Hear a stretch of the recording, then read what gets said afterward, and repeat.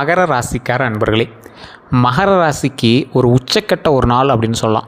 மகர ராசிக்காரர்களுக்கும் லக்கினக்காரர்களுக்கும், மகரத்திலே லக்கினம் இருக்குது சார் அப்படிங்கிறவங்களாம் இந்த வீடியோ ஸ்கிப் பண்ணாமல் பாருங்கள்.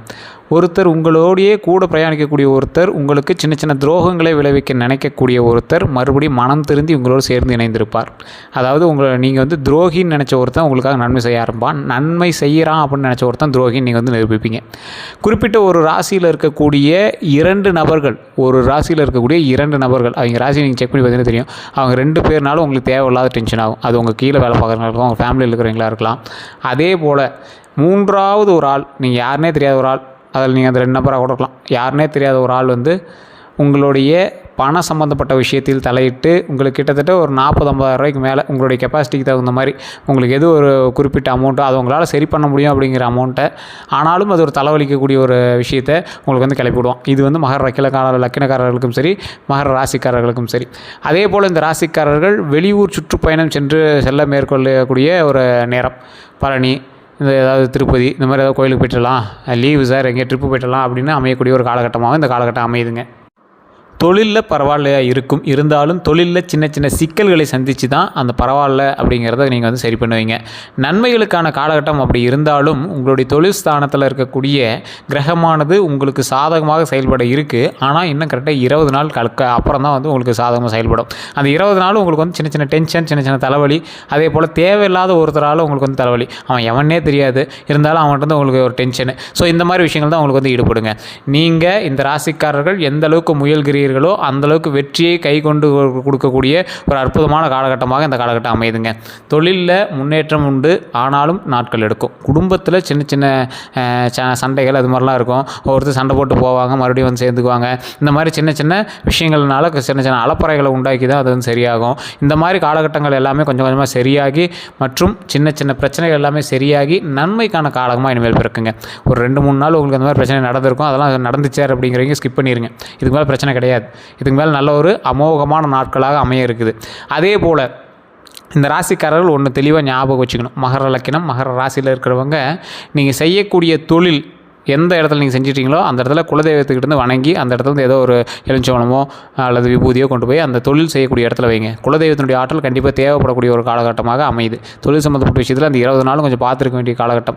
அதாவது மே 6லேருந்து ஜூன் 6 வரைக்கும் ஓரளவு கொஞ்சம் சின்ன சின்ன அசம்பிளோட அப்படியே ஒரு சின்ன அப்படியே ஒரு பதட்டத்தோடு கொஞ்சம் கொஞ்சம் மூவ் ஆக ஆரம்பிக்கும். இப்போ நீங்கள் ஏப்ரலில் தானே சார் இருக்கணும், மேவுக்கு எவ்வளோ நாள் இருக்குது அப்படின்னு கேட்டிங்கன்னா, இந்த ஏப்ரலில் உங்களுக்கு அந்த 20 நாட்கள் கொஞ்சம் யோசித்து தான் பண்ண வேண்டிய நாட்கள். அதற்கு பிறகு இருக்கக்கூடிய அந்த 1 மாத காலகட்டம் கொஞ்சம் பயபக்தியோடு பணிஞ்சு பண்ண வேண்டிய நாள். அதுக்கப்புறம் ஜூன் 6க்கு மேலே தான் உங்களுக்கு வெற்றிக்கான காலகட்டம் அப்படின்னே சொல்லலாம்.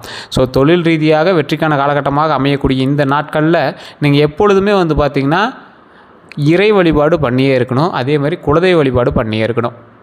அதே போல் வண்டி வாகனங்களில் ரொம்ப கவனமாக இருக்கணும். இந்த ராசிக்காரர்களுக்கு அதிகமாக தொந்தரவு பண்ணக்கூடிய சில விஷயமாகவும், செலவு வைக்கக்கூடிய சில விஷயமாகவும், சர்வீஸ் போனால் இதிரி பேருங்கிறாங்க சார், என்னன்னே தெரியல சார் அப்படின்னு சொல்லக்கூடிய சில விஷயமாகவும் இந்த வண்டி வாகனங்கள் அமையுதுங்க. அந்த வண்டி வாகனம் சம்மந்தப்பட்ட விஷயத்தில் கொஞ்சம் பார்த்துருங்க. வண்டியில் சவுண்டு வருதுன்னு கொண்டு போவீங்க, அது எதோ கழட்டி அது இதுன்னு நிறையா சொல்லிவிடுவாங்க.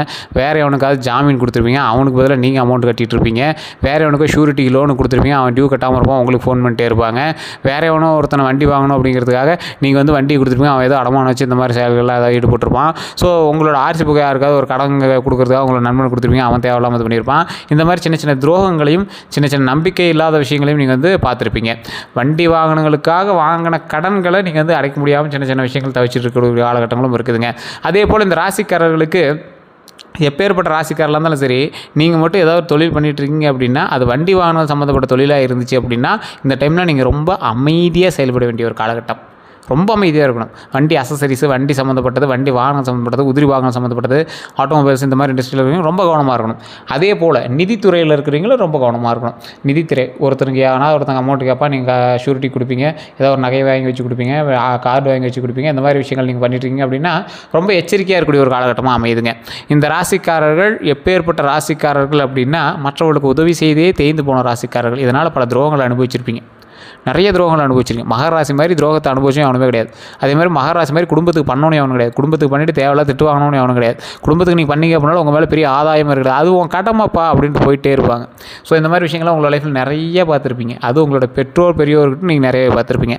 அதில் நீங்கள் இந்த மகர ராசிக்காரர்கள் மகர லக்னத்துக்காரர்கள் ஒரு 3 நபர்களில் ஒரு குழந்தையாக இருக்கீங்க அப்படின்னா உங்களை பொறுத்த வரைக்கும் அவங்கள பொறுத்த வரைக்கும் சொல்கிறேன், அவங்கள பொறுத்த வரைக்கும் நீங்கள் வந்து 3ல் 1, ஒரு 2-3 குழந்தையில் 1 அப்படி தான். ஆனால் உங்களை பொறுத்த வரைக்கும் நீங்கள் தான் அந்த வீட்டை வந்து கைப்பிடிச்சி தூக்கி வளர்ந்துட்டு இருக்கிறங்கிறது உங்களுக்கு தெரிய ஆரம்பிக்கும்.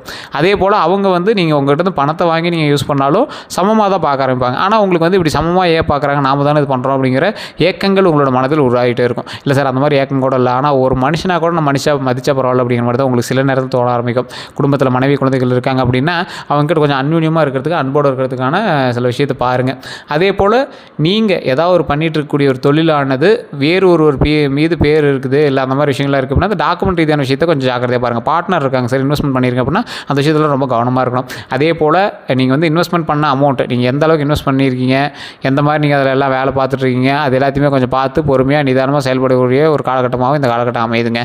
இந்த ராசிக்காரர்கள் இன்றிலிருந்து தொடங்குங்கள். உங்களுடைய வெற்றிக்கான பயணம் இன்றிலிருந்து தொடங்குங்கள். அதே போல் சில எச்சரிக்கையான சில விஷயங்களோடு தொடங்குங்க. இப்போ நீங்கள் ஒரு தொழில் ஆரம்பிக்கிறீங்க அப்படின்னா இந்த காலத்தில் நீங்கள் ஆரம்பிக்கிறீங்க அப்படின்னா முதலீடு அதிகமாக போடுறது கண்டிப்பாக இந்த டைமில் நீங்கள் வந்து முதலீடு அதிகமாக போட்டு ஆரம்பிக்கக்கூடாது, அது தெளிவாக சொல்லிடுறோம். அதே போல் இந்த ராசிக்காரர்கள் எப்பேற்பட்ட ஒரு ராசிக்காரர்களாக இருந்தாலும் சரி, நீங்கள் மற்ற ராசிக்காரர்கிட்டையோ இல்லை மற்ற யாரோ ஒருத்தர்கிட்டையோ போய் கடன் வாங்கக்கூடாது. கடன் வந்து உங்களால் அவ்வளோ சீக்கிரம் அடைக்க முடியாது. கொஞ்சம் பொறுமையாக தான் உங்களால் அந்த கடன்கள் எல்லாத்தையும் அடைக்க முடியும். கடனோட எஜ்ஜுக்கு பக்கமாக வந்து தான் சிலர்களால் அடைக்க முடியும். ஆனால் மகர ராசிக்காரர்கள் மகர லக்னத்தார் திடீர்னு ஒரு ஜாக்பாட் அடிக்கல அடிக்கும், அதன் மூலமாக கடன் அடைச்சிருவாங்க. ஸோ எதாக இருந்தாலும் கொஞ்சம் எச்சரிக்கையோடு நிதானமோடு பண்ணிங்க அப்படின்னா பரவாயில்லையா இருக்கும். நீங்கள் இருக்கக்கூடிய இடத்துல, நீங்கள் தொழில் செய்யக்கூடிய இடத்துல சின்ன சின்ன பதட்டத்தையும் பயத்தையும் ஏற்படுத்தி விட்டுட்ருக்கோம் இந்த மாதமானது. அதிலேருந்து கொஞ்சம் அப்படியே ரிலாக்ஸாகி வந்துட்டுருப்பீங்க. அதாவது தொழில் சம்மந்தப்பட்ட தான் உங்களுக்கு தேவையில்ல ஸ்ட்ரெஸ் அதிகமாக கொடுத்துருக்கும் இந்த காலகட்டம். ஏன் சார் தொழிலை பற்றியே பேசுகிறீங்க அப்படின்னு கேட்டால் இந்த காலகட்டம் உங்களுக்கு அதில் தான் கொஞ்சம் ஓரளவுக்கு பதட்டத்தையும் பயத்தையும் ஏற்படுத்துதுங்க. வருமானம் பெருசாக இருக்காது, கடன் தேவையில்லாமல் வாங்கியிருப்பீங்க. இது எல்லாமே கொஞ்சம் கொஞ்சமாக சரியாயிட்டே வரும். அப்படியே மே வர ஏப்ரல் முடிஞ்சு மே வர வருமானம் அதிகமாகும், லாபம் அதிகமாகும். கடன்கள் எல்லாமே அப்படி கொஞ்சம் கொஞ்சமாக கட்ட ஆரம்பிப்பீங்க. கடன்கள் எல்லாம் கம்ப்ளீட்டாக கட்டி முடிப்பீங்க. ஸோ இந்த மாதிரி ஒவ்வொரு விஷயம் வர ஆரம்பிக்கும். அதுக்கான ஸ்டார்டிங் பாயிண்ட் தான் இப்போ நீங்கள் இருக்கீங்க. ஸோ அந்த இடத்துல கொஞ்சம் எச்சரிக்கையாகவும் நிதானமாக தான் நீங்கள் பண்ணணும்.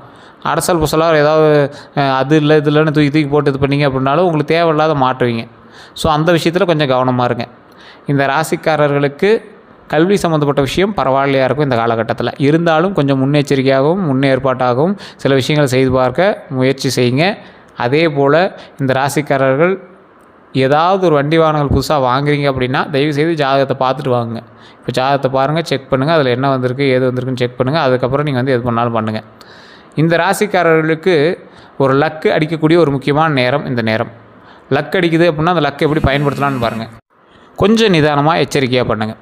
இந்த நிதானம் எச்சரிக்கை அப்படிங்கிறது எந்த அளவுக்கு இருக்கணும் அப்படின்னா, உங்களுடைய யாராவது ஒருத்தர் புது ஆள் வராங்க, அவங்க வந்து உங்கள்கிட்ட நல்லா பேசுவாங்க, இதை பண்ணுங்கள் அதை பண்ணுங்கம்பாங்க. என்ன பண்ணுறேன்னு தெரியாமல் நீங்கள் முழிச்சிட்ருப்பீங்க.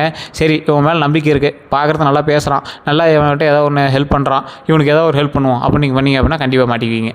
அதே போல் நீங்கள் பண்ணாத ஒரு தவறுக்கு மாட்டுவீங்க. நீங்கள் அந்த கடனே கொடுத்துருக்க மாட்டீங்க, ஆனால் வேறு ஒருத்தன் வந்து நீ தான் உன் சார்பில் தான் கொடுத்தாங்க, நீ தான் கொடுத்தாகணுமா. நீங்கள் ஜாமீனுக்கு போயிருப்பீங்க, இல்லை ஜாமீனுக்கு கூட போயிருக்க மாட்டீங்க, கூட போயிருப்பீங்க. ஏதோ ஒரு வாக்குறுதி கொடுத்துருப்பீங்க, அந்த வாக்குறுதிக்கு நீங்கள் லாக் ஆகிருப்பீங்க. இந்த மாதிரி நிறையா விஷயங்களில் நீங்கள் வந்து மாட்டுவீங்க. ஸோ இது வந்து தேவையில்லாத மாற்றுறது, அதில் நீங்கள் தப்பே செய்யாமல் நீங்கள் வந்து மாட்டியிருப்பீங்க. ஒரு சண்டை போட்டுட்ருப்பாங்க, நீ நடுவில் போவீங்க, அவன் தேவையில்லாமல் உங்களை அடிச்சிருப்பாங்க. எவனோ ஒருத்தன் வண்டியில் போயிட்டுருப்பான், அவன்கிட்ட சண்டைக்கு போய் வேறு எவனோ ஒருத்தன் வந்து உங்கள்கிட்ட சண்டை போடுவான்.